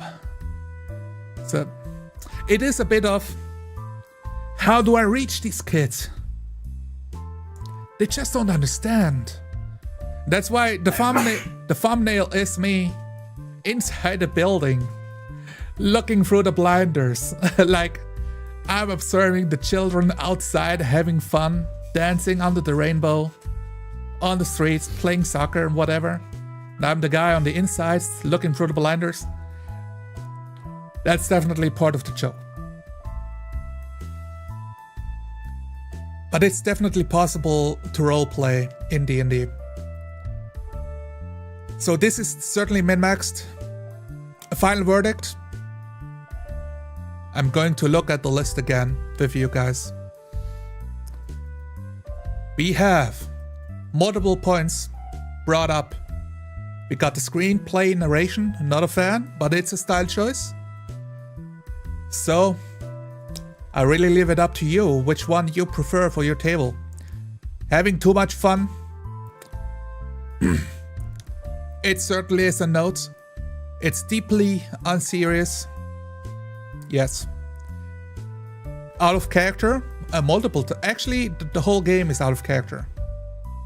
I would say 80% of this game is out of character. I would say not a single conversation, back and forth conversation, happened at this table without making a joke. Megan gets no turns. She doesn't. We watched a good bit. We are reaching 2 hours on this video. We've watched about 20-25 minutes of gameplay. Megan doesn't get turns. And if she does, then it must be in all the times that I didn't watch. But I sure hope that the players improve on that front about being a bit more conscientious of who they're playing with. And it's also Megan's responsibility to step up for herself as well. But it's a big group. I understand for big groups it's a bigger challenge. So the way to do that is recognizing it's too many players, which is one of the notes that I've listed down. Right? It's a direct consequence of having too many players at the table. We have 25 minutes before the first turn for Jack is even taken. I did notice there was at least one cut, which is, I assume, something that had nothing to do with the game that they thought was inappropriate to keep in. So, could have been longer. I have no idea. I could not verify.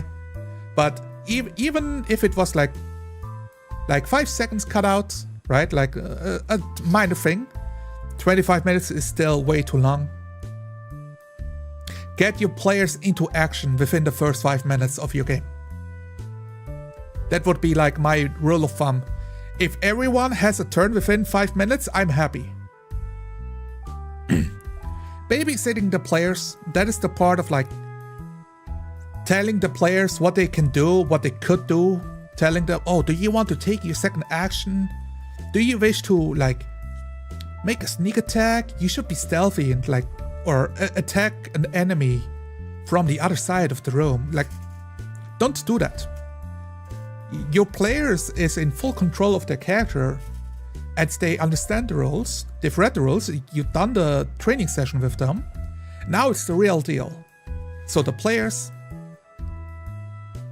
can have full agency and lead it in any direction they wish. And the last one really upset me, the DM re-narrating the player's turns.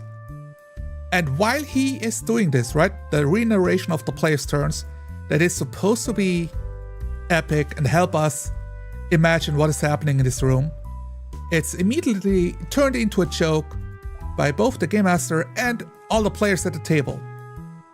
So, my verdict? It's a crime against roleplay. I rest my case. I got the stamp.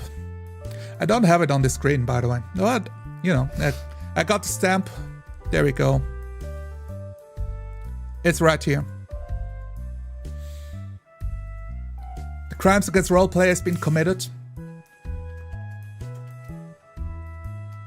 But this is what they promised. They promised a circus show.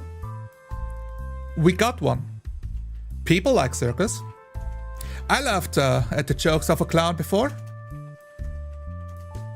It's just not my style.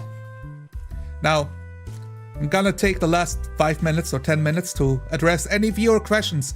If anything of this you would like to have clarifications on, let's do the small bonus round. What does Chad have to say for himself?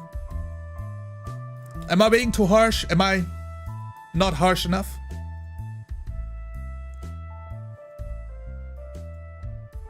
Loam is doing the pole dance archery show. Oh, I see. Yeah, that's what he does in, what, like in real life? Oh, it might be a joke for the game. Don't worry about it. Yeah, it evolves into comedy because it's all about the fun bits. And we do have the fun bits music here too. There we go. You're having a little bit of fun.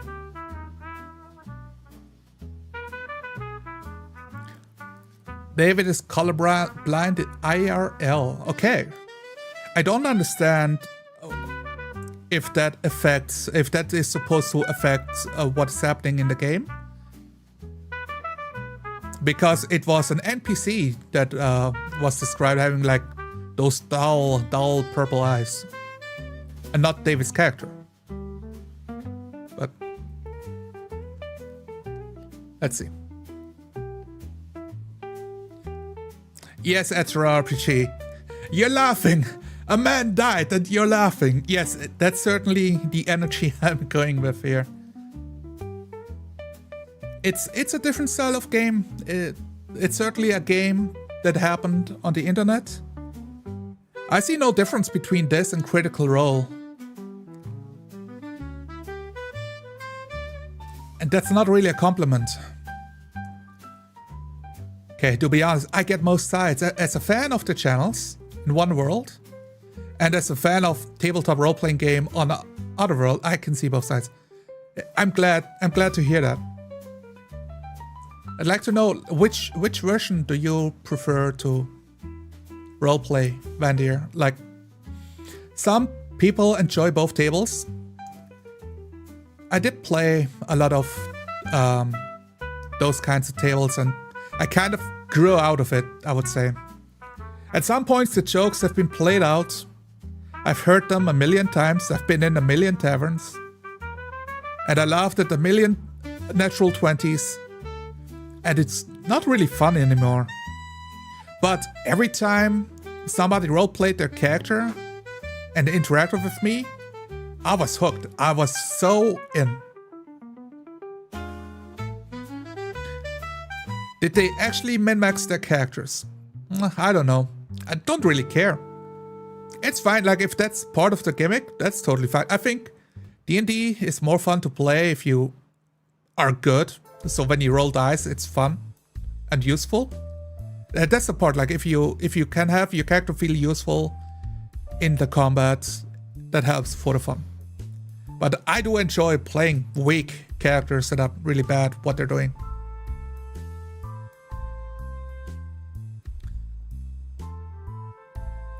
Yes, it might just be the name of the channel.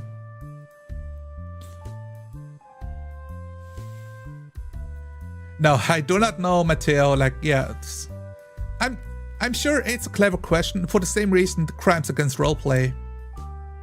It's a show name. Does it mean that I'm reporting these crimes to the police? Well, yes, I am, but you know, they just don't return my call. They don't return my calls. The police, they just fill out the form, and I fill out the form, and I send it in, and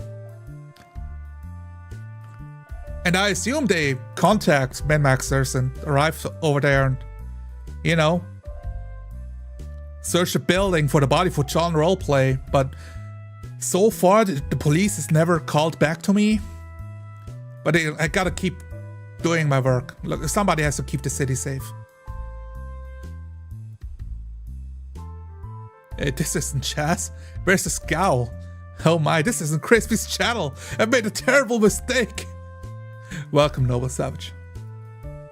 Yes, bread and circuses.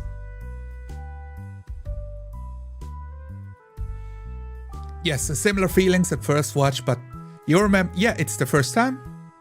Look, guys, nobody can watch this and say, Detective C, don't you not understand? It was the first time.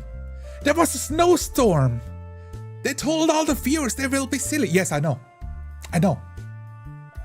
I've said it a few times at the start of the show. We went over this. If there's a comment in the comment section saying this again, after I upload this segment on the internet, I might just lose my mind.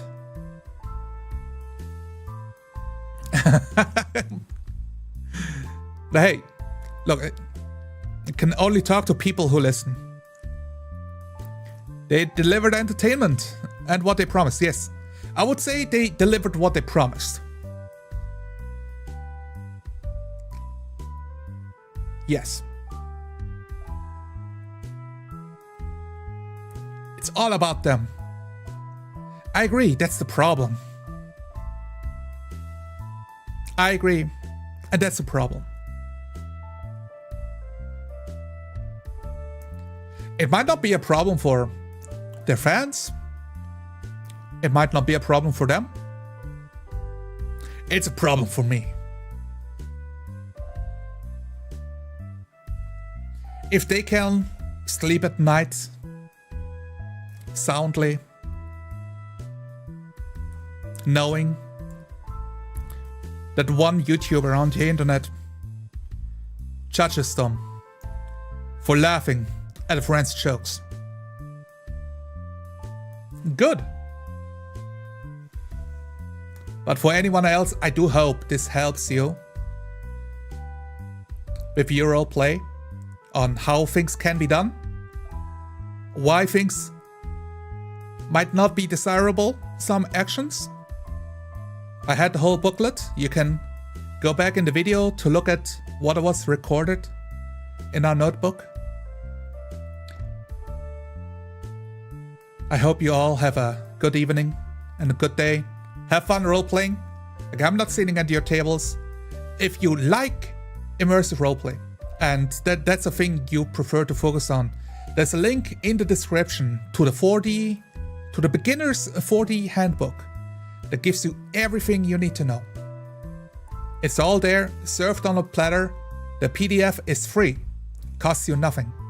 You can download it from Drive-Thru RPG, link in the description.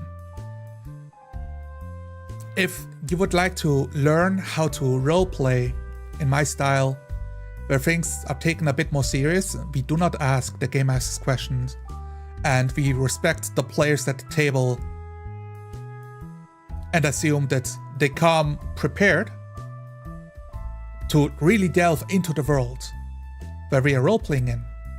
There's a link in the description to the Discord of 4D Roleplay, where we help newcomers out to get more immersive role-playing in their role-playing game sessions. And I do host training sessions for people. Whether you're new or old, anyone is welcome to check it out. You can lurk around a bit, see what's going on. But, you know, I will say it is a rough bunch at times, because we do have standards. some standards at least. But you're welcome to join. I got the link to MinMaxed in the description as well. If this is totally your cup of tea, you can watch the rest of the episode and, you know, say hello.